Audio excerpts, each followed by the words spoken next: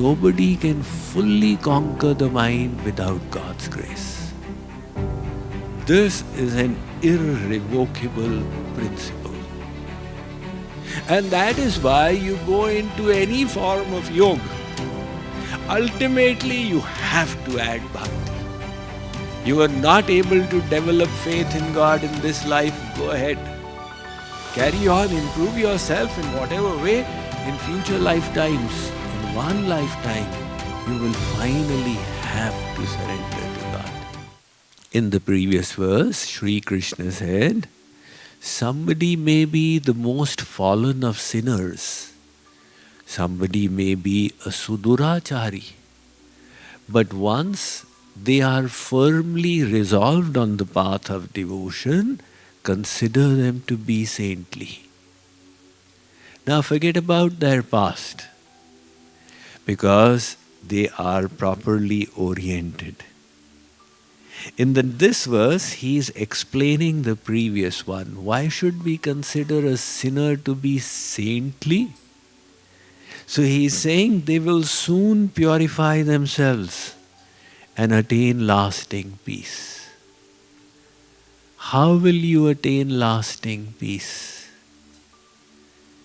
Only when your mind is conquered. As long as the mind is not conquered, it will keep agitating you. Rag and dvesh. I want this, I don't want this. Now this duality, sankalpa, vikalp, is what keeps people agitated. When they are agitated, they find defects on the outside. This is wrong, that is wrong, that is wrong. This needs to change, that needs to change.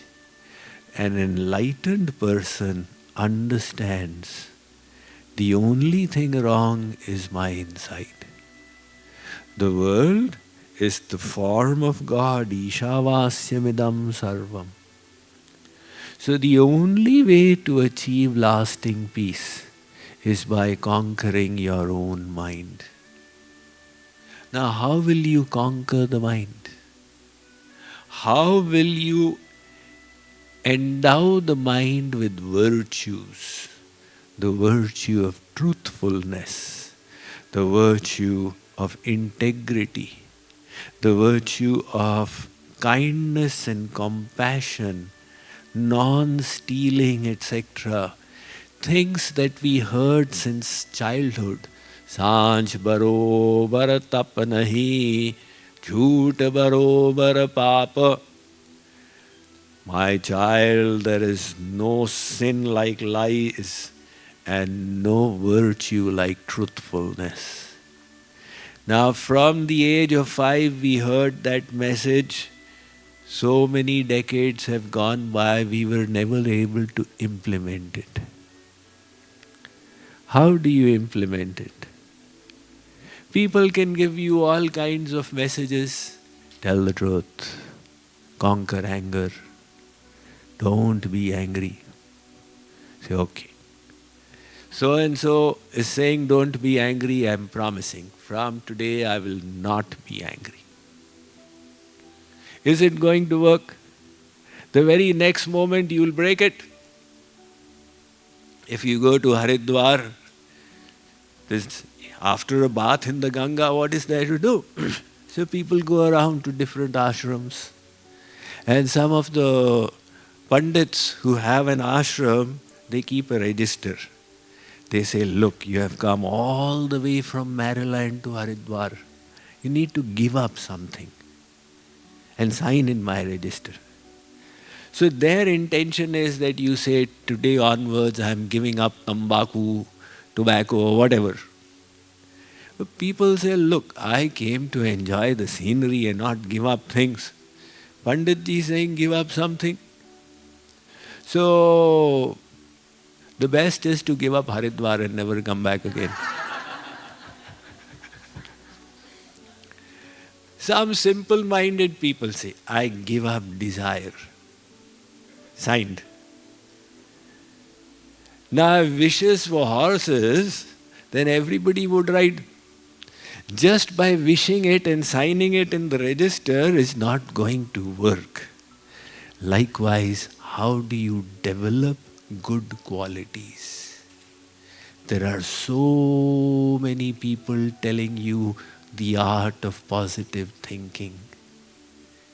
The only problem is, the person who does that is himself doing negative thinking. The positive thinking will only happen if the mind gets cleansed.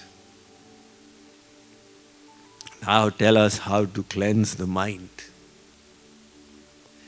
The mind will get cleansed when you engage it in devotion, in bhakti, when you attach it to the all pure. That is the way to conquer the mind. Now those who don't have faith in God, spirituality accommodates them as well. Never mind.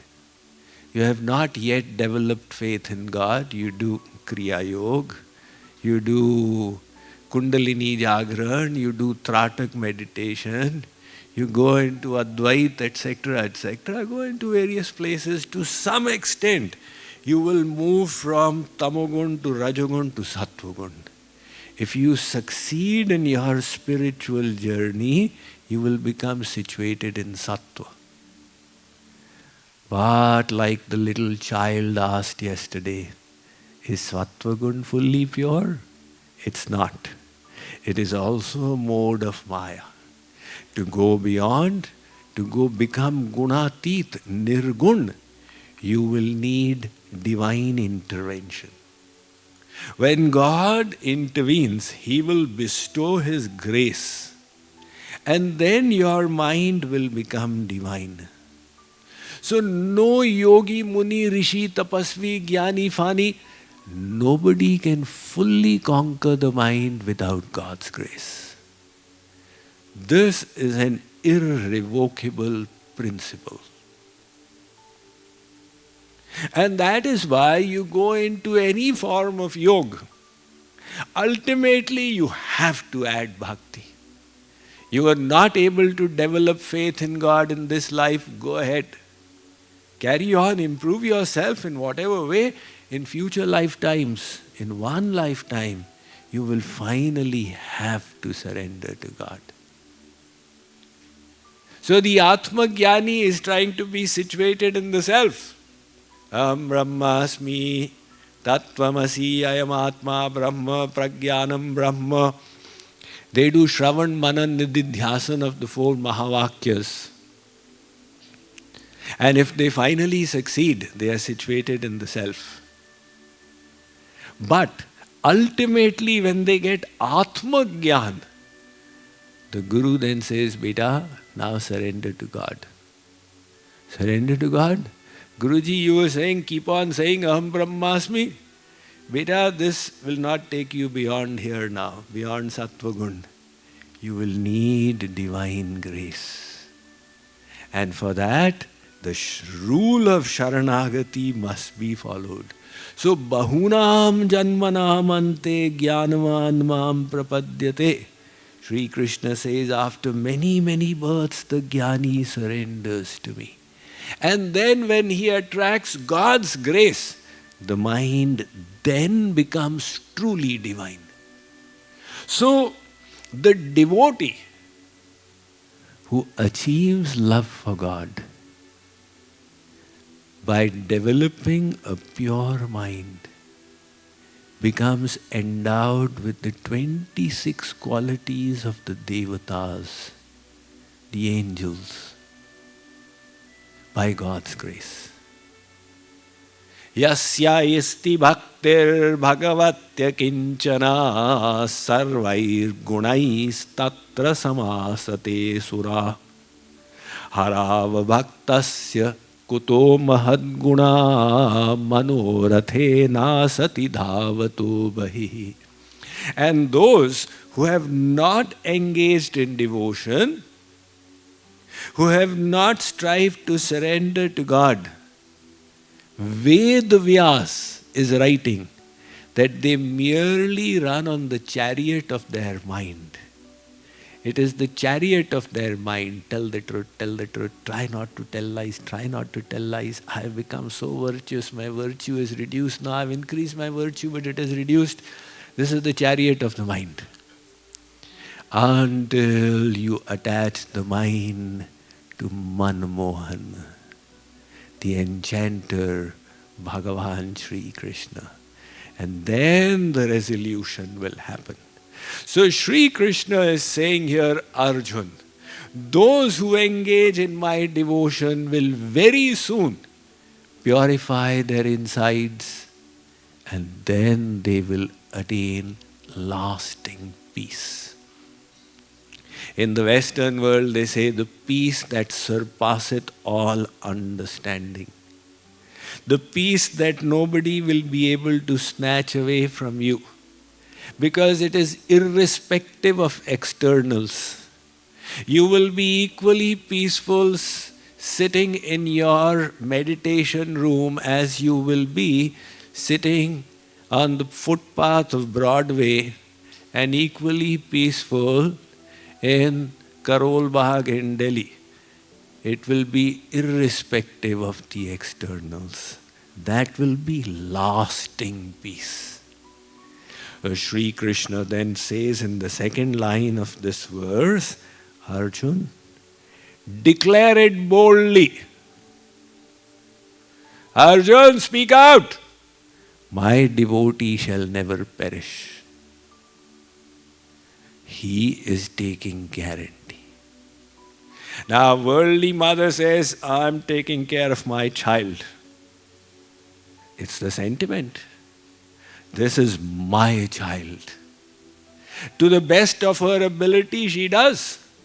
There have been cases of mothers when the baby came under the wheel of the car, the mother actually lifted the car.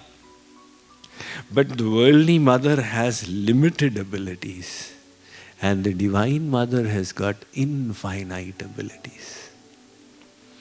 So, Sri Krishna is further embellished his statement in a way that Acharyas have pointed out in this sentence.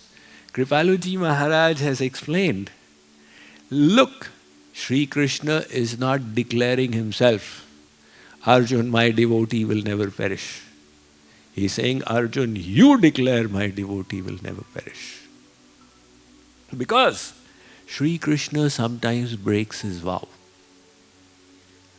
Like, for example, when Bhishma resolved, Sri Krishna had said, I will not lift weapons. Bhishma said, I will make you lift weapons. So for the sake of his devotee, Sri Krishna broke his resolve to keep the resolve of his devotee. So that's why he says, Arjun, when you resolve, it will remain unbroken. Now note again, he is not saying, na me karmi pranashyati, na me jnani pranashyati, na me yogi pranashyati, na me kriya yogi pranashyati, na me ashtang yogi pranashyati, na me hot yogi pranashyati. He is not taking guarantee for any other kinds of yoga, but for bhakti, for love, for devotion. Na me bhaktaha pranashyati. If only we can develop faith in bhakti, after that, half the journey is accomplished. Most people are struggling with that. They have not been able to develop faith in bhakti. So, agadam, bagadam, igadam, tikadam, they are going somehow to God. But the Gita, in the beginning, middle, end, is all about bhakti. Adau madhye tatha chante hari sarvatra giyate.